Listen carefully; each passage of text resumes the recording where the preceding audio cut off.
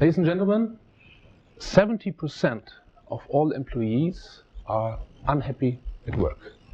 70%. This is at least if we trust in Gallup. Gallup came up with this study. It's an ongoing daily job engagement study that they conducted since 2000. And they found that around 30% of all employees are the employees that companies really love. They are engaged, they are happy in what they do, they are passionate about what they do, they're productive. About 50% are not engaged. They are sleepwalking. They're not doing much. They are not doing harm either. But 20% do. 20% are actively disengaged. This is a study for the US. It's on a daily basis. 90,000 employees participate, roughly, on a daily basis. Well, one thing I learned at university is that you never trust only one study. So there are several studies out there on unhappiness at work. And you end up with very different results, depending on the study design, on the participants, and on the scaling and the definitions you use. So the range is big. Some studies for Germany, recent studies say 49% are unhappy. And then a big international consultancy came even up with 90%, which I personally think has a hidden agenda behind it. Most likely they want to sell some improvement programs. But it is a large number. It is a large number. And the question is, why is that? Why do we have so much unhappiness at work? I take questions after the talk. Okay. Okay, good. It is a very sorry state as well, if you think about it, because happiness is maybe the biggest gift Mother Nature gave to us in terms of feelings that we can experience. It's a very beautiful feeling, essentially beautiful. And it connects us with a lot of philosophers, religious thinkers, even statesmen. I mean, all of you know that the founding fathers of the US, they put it even in the Declaration of Independence, that the strive for happiness is essentially a self-evident pursuit of the human being. And I think self-evident it is, because we all strive for happiness every single day. Most of us even say this is a life goal. We want to be happy at the end. So, as a scientist, you are confronted with many, many concepts, right? And what I love to do is try to put some numbers behind concepts, because sometimes these concepts, they just sound great, but you want to see what's the impact of it. So let's make a little hypothetical calculation. We are all in Switzerland. We have 8.3 million inhabitants in Switzerland, out of whom about 4 million are employees. And let's assume that since Switzerland is a beautiful country, you have beautiful mountains, lots of chocolate around, that only 30% are unhappy at work. Only 30%. Okay? Not 70, not 50, only 30. That makes 1.2 million. Let us assume for the ease of calculation that we could magically lift up the happiness by 10%. So let's say 10% of the work time gets more happy. On the basis of about 2,000 hours per year, that's 200 hours per person, that's 240 million more happy work hours. That is a lot. And I will show you in a minute, there is a direct correlation between happiness and productivity. So if you think about it, 240 million more productive work hours per year, that has a big impact on the society. And you can do the calculation for all of the countries that we have participants from. The American scholar and poet William Lloyd Phelps said about 70 years ago, the happiest people are those who think the most interesting thoughts. And I think he's right. I think he's totally right. And interesting thoughts are the drivers of all progress, for us and for our societies. So why are so many people unhappy? What a waste, isn't it? What I want to discuss with you in the next 60 minutes is ways of getting out of this situation, ways of improving happiness at work.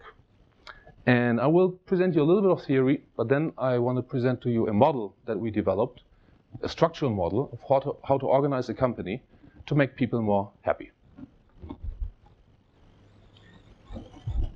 But first of all, happiness is such an essential concept that you have a lot of different perceptions about it. So let's define it first. It's important to distinguish it from pleasure. Pleasure is a momentary satisfaction. An ice cream on a hot day. You consume it, you're happy. When it's done, you're not happy anymore. Happiness has two main aspects. One is hedonic and the other is eudaimonic. Hedonic happiness is the external happiness. That is all the external events that make you happy. For instance, your boss gives you a thumb up. Or you move to a beautiful new office, you're happy. You enjoy it. It's a pleasant state. Eudaimonic is more the inner happiness, more profound. It's a deep dimension of happiness. So everything that comes out of yourself, the value systems that you have, the motivation that you feel, the fulfillment of your human potential, and also doing what is virtuous in your perspective. This is a very profound happiness that doesn't need to show in momentary happiness. It is the basis of your personal happiness. Well, actually, I found a pretty good definition of happiness on Wikipedia. Happiness is a mental or emotional state of well-being defined by positive or pleasant emotions ranging from contentment to intense joy. What is important to say here is that happiness, it doesn't have to be 100%. Happy people usually also have unhappy moments. They're not happy all the time. Researchers say about 80% of the time, when you are mostly happy, you're a happy person. So 20% of your time you can be unhappy. Also, it has no relation to the intensity. You don't need to be euphoric all the time. Mildly to moderately happy, 80% of your time. Then you're a happy person. I will show you now that happiness is pretty modifiable. Because if you look at those four contributors there, the drivers that cause happiness in human beings, you have environmental contributors. We briefly spoke about it. The ice cream, the nice boss.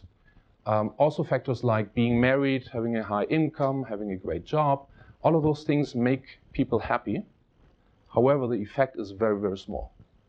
Once basic needs are fulfilled, the Maslow pyramid,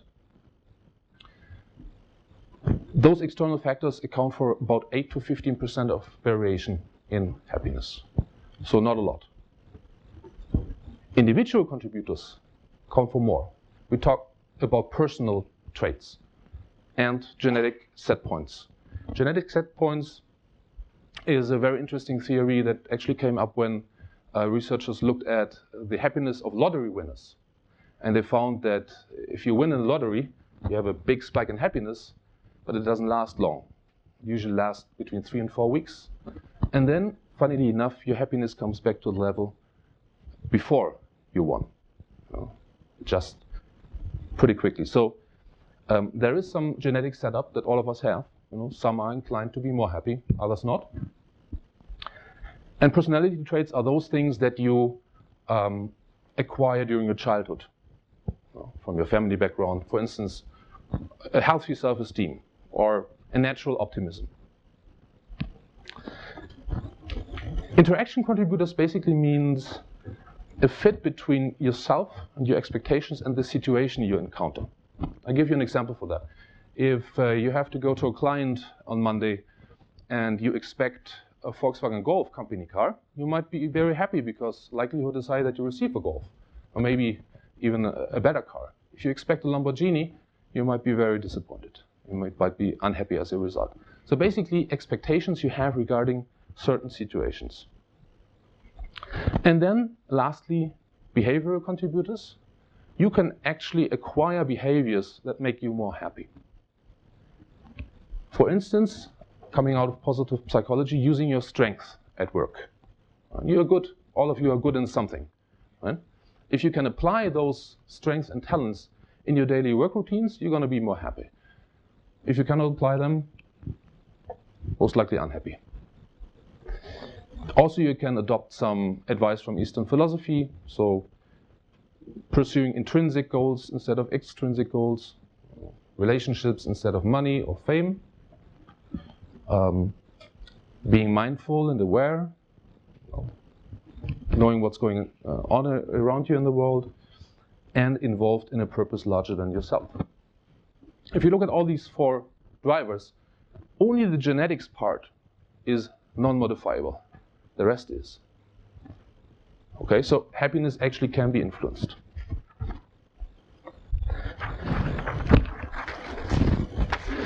There has been a very interesting change in the academic community regarding happiness in the past 10 years. There's always been the clear correlation between happiness and successful life outcomes, how we call them, like wealth, fame, great jobs, marriage, being attractive, and so on and so forth. Let me explain. Usually, the researchers thought you have to be successful first, and that makes you happy, right? You have to be married, and then you become happy, or you earn a lot of money, and that makes you happy. Well, since about 10 years, this view has changed completely.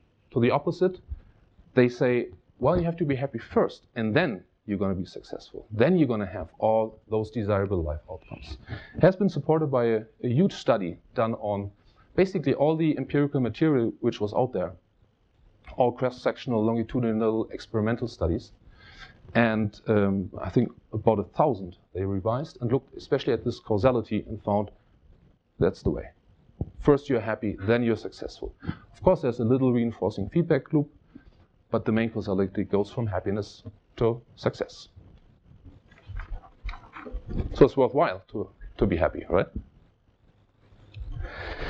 It's worthwhile not only for you, but also for the company. And this is most likely what all managers like to look at.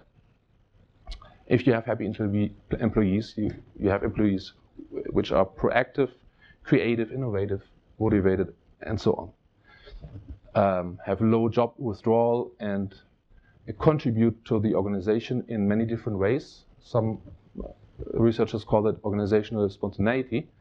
That means you help others, you become an ambassador for your company out in real life, and you're making a lot of constructive suggestions.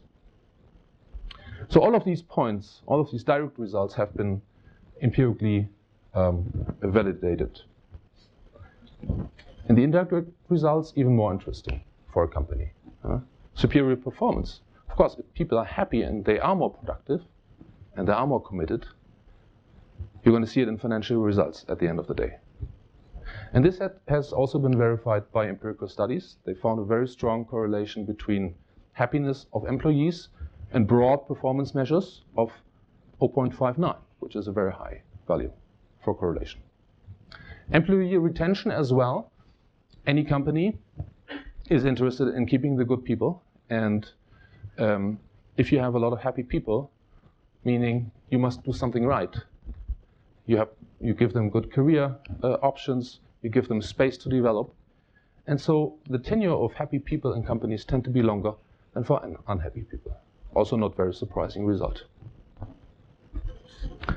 So we can say happiness at work does matter. It's not a topic that has no relevance. It does matter. I quickly want to show you the 4 levels on which an organization can influence happiness. That's the job level, the leader level, the team level, and the organization level itself. The job level had received most attention in the literature. I would guess between 80 and 90%. There have been hundreds, if not thousands, studies about job satisfaction, job engagement, job enlargement, job enrichment, all of these task-oriented concepts. They're going to modify your job, and then you're going to be happy, hopefully. Lately, there has been a shift here as well to a strengths-based approach, also rooted in positive psychology, where you look more at the design of the job according to the strength of the individual employee. So we have a shift from a purely task-oriented concept to a more people-oriented concept. The same holds true in leadership theories. Interestingly enough, there is very little on leadership and happiness. Very, very little. Don't ask me why. I don't know. leader influences the happiness of his employees, but there's very little research about it, very little empirical studies. Well, leader roles also change. About 20 years back, 25 years back, you had still the Tayloristic or Fayol model of leadership, meaning a leader plans, organizes, controls. Very functional. And these days, leader roles also include or shift more to motivating your employees, coaching them, mentoring them, developing them, also their strength, and monitoring them instead of controlling, which is a fundamental different concept. So again, we see a shift from a functional task-oriented leadership perception to a more people-centered leadership perception. The team, well, I guess most of you could agree that team members have a large influence on your individual happiness. At least I can relate to this from my experience.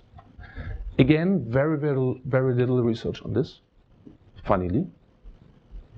But it is obvious that if you work in a team where everybody ticks different to you, that makes you uncomfortable, makes you unhappy. I worked in a big bank before, and most bankers are very extrinsically motivated. So bonus, money, revenue. And if you are a soul searcher, if you want to find meaning in business, that's the wrong place for you. You're going to be unhappy. I was unhappy. The fourth level is the organization. And again, here a lot of researchers contributed to the question, how can we make people more happy on an organizational level? What did they find? Culture, organizational culture. And I agree that if you have a great culture, if you have a great value system in your company, if you have a clear mission, vision in all of this, if you have clear guidelines for management how to deal with employees in certain situations, yes, you will make people more happy. But the problem is, it rarely works. Why? Very simple. Because you have to have 100% commitment of everybody. If you have only one leader who says, yeah, I don't think it works, it will not work. His team, he will treat his team as always.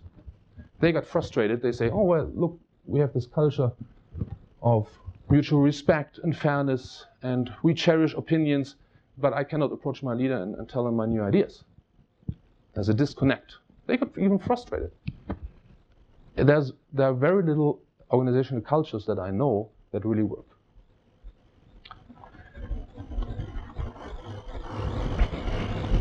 It is important to note that happiness is not created on those levels. It's created in here, in the brains of every single individual, in his perceptions and interpretations of what's happening there, right? So this is a very individualistic notion. And there are many scholars that actually say, well, because individuals differ so much in their needs, their wants, their perceptions, interpretations, their attitudes, there is no single solution to happiness. And there are other scholars that even go one step further. They say, why should companies at all get involved in this happiness business? There is no single solution that fits all. Would you agree with that? No, good. I wanted to hear that. I don't agree with that either. I do not agree with it. What you see if you look at the literature on those four levels is a very interesting thing, a very interesting observation. There are no structural approaches to happiness. What do I mean with structural approaches? Companies are organized in a certain way, we call structure. And these ways have not changed since about 200 years. And I ask myself, why? Why can't we find a structure that promotes happiness? There's nothing out there. Why are organizations so rigid? You come into an organization as a new employee, your boss is given, your team is given. Everything is given. It's very rigid. And this is why I want to do a little excursion with you into the traditional way of structuring companies, which is this. You have an overall task, producing a service, producing a product. You split this into subtasks, and you bundle or cluster those subtasks into certain jobs. Now you're doing all the IT work, and Elaine doing all the sales, for instance. I'm doing all the talking. So, and then you put those jobs into a hierarchical structure. That's called departmentalization. Difficult word. Well, this is going on according to function, which is the most common approach. So marketing people, marketing department, IT people, IT department, and so on. Or regional structures, Team Switzerland, Team Germany, Team Austria. Or project-based. I think you at Google have a project-based organization. Or you have matrix, which is a hybrid structure. You have two reporting lines. They never work. I'm not a big fan of those. They never work. But nothing about happiness enters the picture here. Nothing. It's just purely task-oriented. You have this task to fulfill. There you go. So I put up this as a problem statement. Why don't we shift to a flexible structure reflecting different happiness profiles of people? Why don't we do that? If we can structure jobs according to strengths, why can't we structure companies according to happiness? Yeah. We need basically an organizational form that reflects the differences in employees' happiness. And we are all different. That is true. We are all different in regard to happiness. But, so one single solution doesn't fit, but maybe that does. Let me present it to you. They say, you can choose your friends, but not your family. And you can choose your job, but not the people you work with. Thus, many of us spend 8 hours a day working alongside or even reporting to the last people we would pick. And I think this is very true in many cases. So let's see what we can do about it.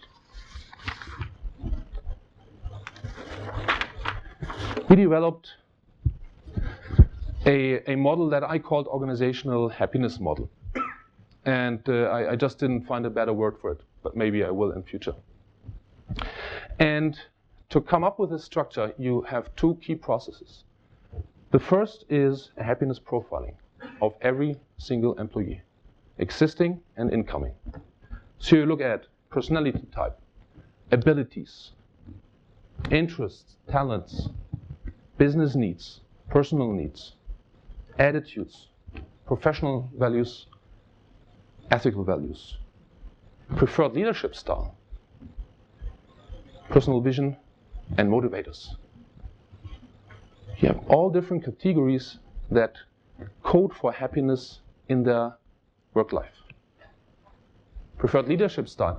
For instance, just to pick one, I guess many of you love management by objectives. Your boss gives you some objective and you run after it independently. I love that. But not everybody loves it like this. There are people that love to be micromanaged. They want to have clear tasks that they can repeat every day and want to see the boss 10 times a day to check. That's valid too. Not everybody's the same. So once we've done the happiness profile of the employee, we're going to allocate him to the team leader with the closest possible happiness profile. And these clusters, we call them happiness clusters, form the new teams of the organization. It's not a marketing team, it's not a regional team, it's not a project team, it is a happiness team. Okay?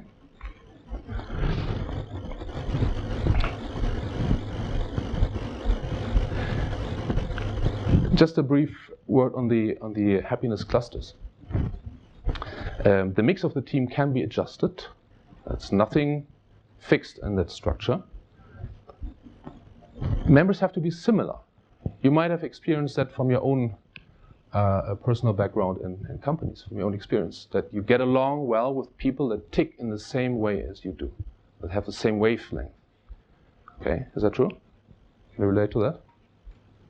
Most similar in attitudes, in beliefs, in values. Not so much in talents and abilities.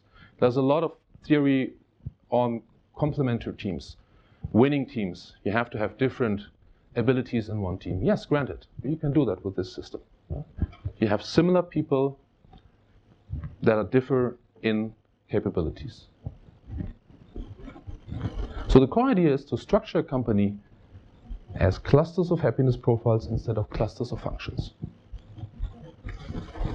Now, how could this look like? It gets a little complex. A normal structure you have seen is a big pyramid. This is a sort of a pyramid too, but it works according to different rules. Let's start at the top. The CEO is still the CEO, so not a big change here. Then you have the C-level, the management board. You have the chief operating officer, chief information officer, and so on and so forth. Same roles. They're still there. You have a new role called chief happiness officer. And this guy is responsible for all happiness leaders, for the little L, and all happiness clusters. So he is responsible basically for all employees. The normal C-level managers have no direct reports anymore.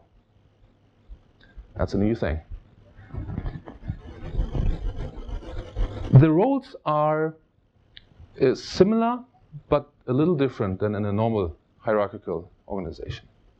So the C-level managers, they are still specialists. They still craft the strategy of the company. So we want to go there, we're going to launch this new product. But they don't directly communicate anymore with the employees. This is done via the chief happiness officer and the happiness leaders of the single teams. Why is that?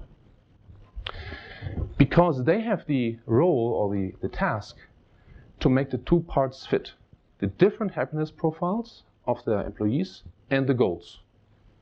So the work is shaped regarding the humans and not the humans are shaped regarding the work. That's the big topic here. The employees, if you're an employee and you're allocated to the first cluster, because you like the boss, he likes you, he knows your strengths, he supports you, he coaches you, he guides you, great. You have your happiness cluster, that's your team.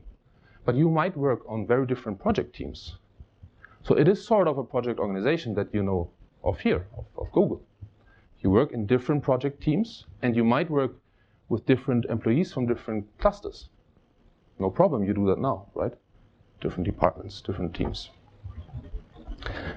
What's the big difference? It is quite complicated, isn't it? What is complicated here? The talking. These people need to talk a lot. In a normal hierarchical organization, you have top-down information. You have push information. The C-level manager says, I want to do this. And then he goes to his department bosses and they break it up in little goals and then they break it down to the employee level. It's an information push from the top. Here that doesn't work because the C-level has to talk with the happiness leaders. They have to coordinate. They have to make things fit. It's more of a collaboration and negotiation than a hierarchical command and control structure.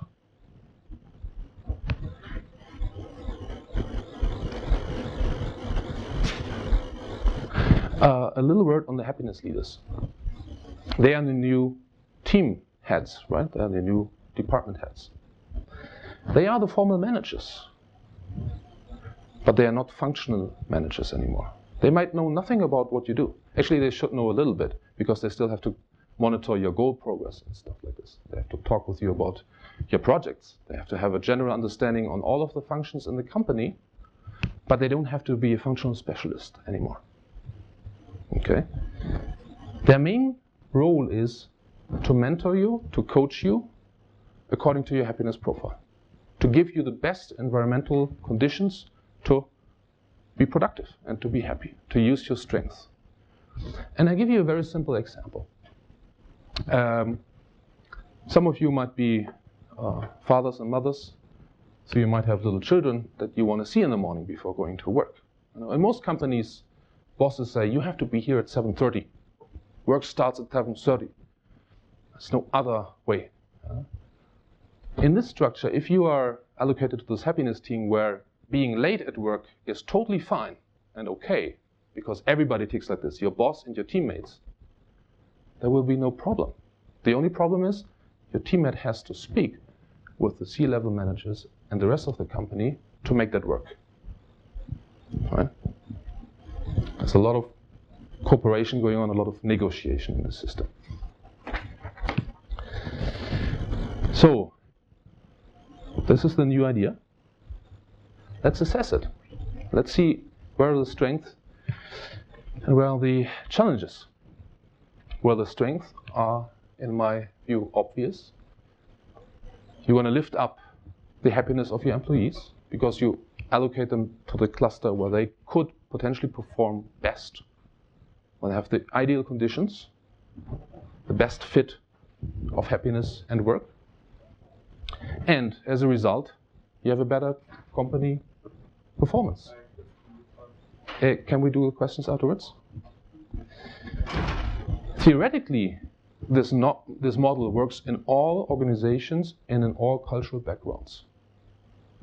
In all. I don't see where it couldn't work because it's very flexible. If you, for instance, have to integrate a company from the Arabic Peninsula and people culturally tick different there, that's no problem. They form that cluster. Or they are allocated to the clusters that fit them best.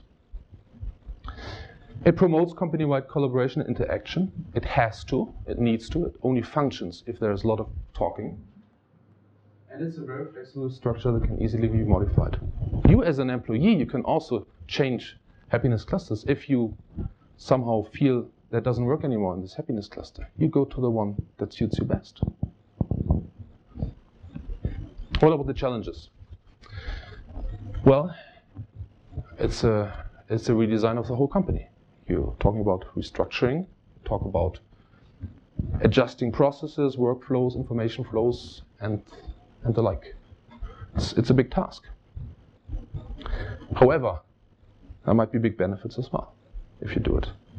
It might demand a culture change as well. If you have a pretty happiness-oriented culture already, difference is not so big, so that might work quite nicely. If you come from a very hierarchical, organized company, you might have bigger challenges there. You have new roles for managers. That's for sure. Not all managers might be happy with it. For instance, if I would be a COO and all of a sudden I don't have any direct reports anymore, I might say, well, this is a power loss. But power in this system, actually, in this new structure, is not the classical power we know from hierarchical companies. It is more influencing. It is more negotiating. So managers need to understand new roles in this model. They need to understand that power works in different ways. It requires very, very good persons to be the happiness leaders of those happiness clusters. It's a very, very demanding and complex task. And the most important shift is from the hierarchical control to collaboration and self-management. So the teams, the project teams, are naturally self-managing. Is that very different from what we see today? Yes, it is. It is new.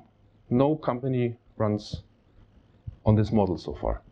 But we have aspects of it in many companies. Self-managing teams are everywhere. Management by objective is everywhere, right? Making people happier, that this idea is in most companies these days. They didn't go the final step towards such a structure so far. So I want to conclude my talk, and then we can open the discussion with the prerequisites. When does that organizational happiness model work and is effective? Well, clearly it has to turn in a net benefit, right? Otherwise companies wouldn't do it. It has to show in results. So the increase in productivity due to organizational happiness, due to allocating the persons there where they have the best fit, must be bigger than the productivity loss that you have because you have to coordinate more.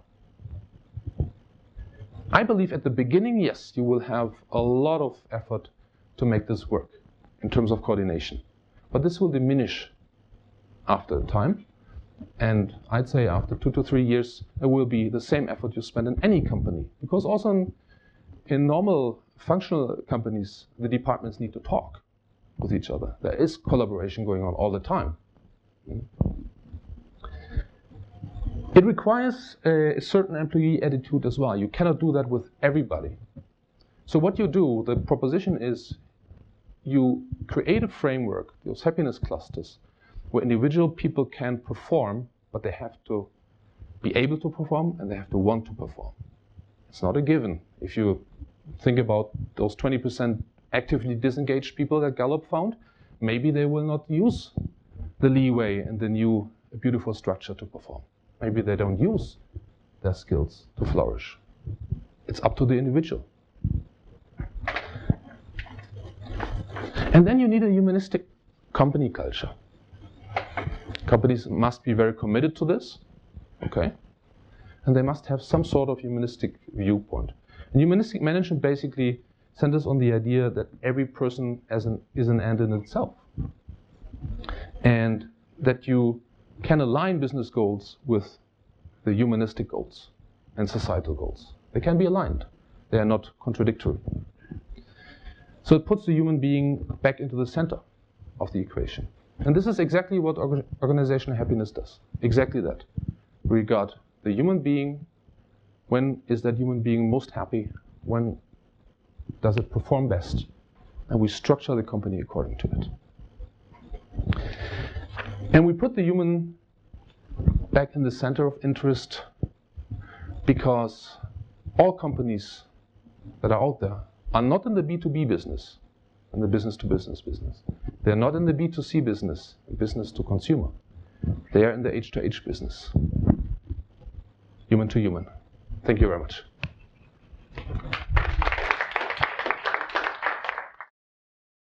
Very good question, thank you. Your question was, you have certain types of people that need control, that are extrinsically motivated. How do you integrate them into this structure? The short answer is, it's in the hand of the happiness leader. So you're allocated, regarding your happiness profile, to a certain happiness cluster, to a happiness team, led by this happiness leader. And he has to really understand you. He has to know how you tick. He has to know all your strengths and weaknesses also.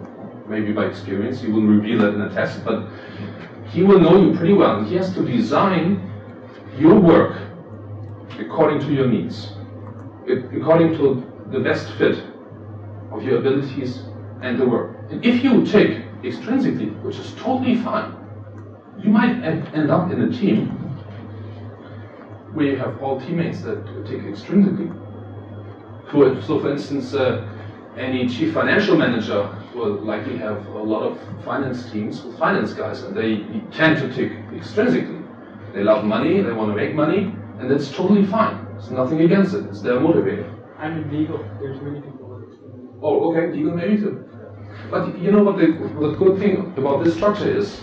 You're now in a legal team, and you might not be extrinsically motivated. You might be intrinsically motivated. In this structure, you're going to be in a team that is intrinsically motivated. So your boss is intrinsically motivated, and your teammates. You will collaborate with the other legal guys on a project basis, but formally you will be intrinsic guys. Understand the quality? So you change basically the role. You change the role, precisely. What does team mean to you if projects are done by people in different teams? Like, for me, the notion of project and team, they go together as one team. Like, there are cross-team projects, like you do back-end algorithms and then UI on top of that and whatnot, but for me, it is more like project and team go together pretty much. Yes, so the question is, for you, the notions of project and team goes together, right? Did I understand you right? Well, that means you work on different teams then. You work on different projects, you work on different teams, correct?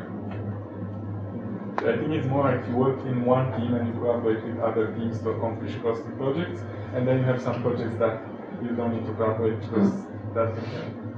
Well, you work in one team and you collaborate with other project teams. Well, this is exactly it. It's exactly it. You're going to be in one happiness team, but your work will be in different teams. Might be with your teammates from here, but might not. Right? It could be a completely different team. It's a very flexible structure, you understand? You can be, depending on your task, on your project, you can be in X teams at the same time. But physically and management-wise, you're in one happiness cluster. Did I explain myself? Yes. Okay. Next question. Yeah, actually, I want to elaborate on this question. This is really a very interesting vision. I think it's not only a reformulation of its. In fact, if you take it to the extreme, we need a reformulation of society where the essence of companies is creating happiness and not money. If you really think about it. But if we look at this model as you presented, there is something which is a bit unclear to me. So say I'm motivated, I don't know, by drinking tea and Japanese poetry, and I report this in the happiness questionnaire, and I'm assigned to a team where other people like the same things, and we think the same, as you say.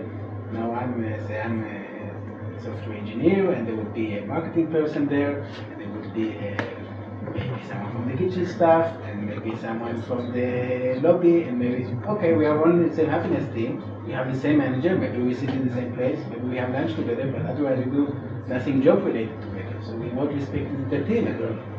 I mean, then I work with other people from the other project, and I need to interact with these annoying people like coffee, you know. That is a very, very good question, actually. The question was, well, you might be in a happiness cluster, but most of your work is in the project teams. Yeah. Correct? Did I understand right? So how does the happiness culture affect you? It affects you via three ways. First is, if you have team events, if you said you go to lunch together, if you have team events, if you are working on your own, you sit in a team where the people are the same wavelength. Let's call them friends, right? The second thing is your leader assesses you regarding your happiness profile. He has a very complicated role, and maybe I have to explain that a little bit. He has to make sure that the company goals are fulfilled, the project goals, but at the same time your happiness profile. You understand? This is a very demanding role. That is why he has to speak with the CHO and the other C-level managers that might have an interest in the project. They need to coordinate. They have to find the best fit between the two. And I give you, you're totally right. It has big implications for companies because it's not only profit that they're after, but also happiness. As humanistic management proclaims, business goals aligned with humanistic goals, that both have the same value. Otherwise it doesn't work. If your company doesn't understand it, if they say, we just want to make bucks, come on, it will not fly. It will not work. Maybe it's not a company you want to work for. I have a pragmatic question. So imagine there's the CHO and he has a lot of happiness leaders. How does he communicate with them? So what kind of language does he use, framework or whatever, in order to classify these people? Of course he uses spoken words, but what kind of words? So do you have any notion of what kind of dimensions these people would kind of want to bucket themselves? I have to be honest, no. Not at the moment. This is a very new concept. We elaborated at the end of last year, and it's not thought through on the detail level. The role of the CHO, though, is to provide a framework where his happiness leaders can work best. So he has to basically make the whole organization work. He has to make sure that if there are goal conflicts, for instance, which might happen all the time between C-level and happiness leaders, he has to mediate. He has to somehow find a compromise. It's a very demanding role. He has also to lead the negotiation because you have those two dimensions. As your colleague said correctly, you have business dimension and you have happiness dimension. They have to go hand in hand. There need to be a fit. That's his role. What kind of language he uses, what kind of systems he uses, we are not there yet. But it's a valid, very valid question. Yeah, I have some questions about how it's on the role coordinating. So let's say, for example, a company with 50,000 employees, and you have 20 employees per happiness cluster. That means you have 2,500 happiness clusters. So the CXOs, they should divide stuff up into 2,500 separate tasks matched each happiness cluster. And the CHO should solve all the conflicts between all these many pairs of different happiness clusters. That seems to me to be a task that would take more than 100% of the time. Yes, I would agree. So the question was, if you have a big company of 50,000 people and you have 20 people per happiness cluster, you might end up with 2,500 different happiness clusters. That will be, the coordination and the communication disaster. It's impossible. Correct, but I don't think it will go there. I think it will go there that you might have, not depending on the company size, about 10 to maximum 15 different types of happiness clusters. There might be 100 happiness clusters of one type. You can manage with the same procedures and the same processes, the same information needs. You understand me? So you don't have to manage 2,500. That would be impossible. You have to manage a subset of them. Let's say 500, 300 of one type. The same rules, the same procedures. Okay? So that's doable. 2,500 is not doable. I agree. I think that was one. Yes. Yeah. So I think this is a continuation of the questions that people had before. In traditional companies, the teams are usually structured around, like you said, department, but what you spend most of your time doing, right? If you if you sit with the lawyers, you're in the legal department. If you sit, that's a departmental company. And then here at Google, if you sit with this on the teamer based on this project. But in your example, even though I'm in some happiness cluster, I don't actually spend most of the time. No, that's correct. Yeah. So depends. So the question, if I can reframe you, is how much time do you actually spend on your happiness team? Is that the base of your question? Because I mean, part of the premise of your talk was that we spend most of the time during the day with people we don't like.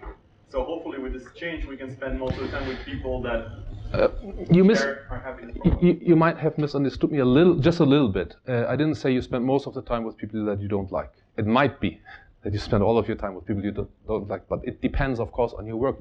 So if you look at your work, you have a certain percentage of time that you do your own stuff, and then you can sit here, and a certain percentage of time you collaborate. And then you have to be with the team, with the project team, whatever project team you're on, right? And these might be different from different happiness clusters. That's correct.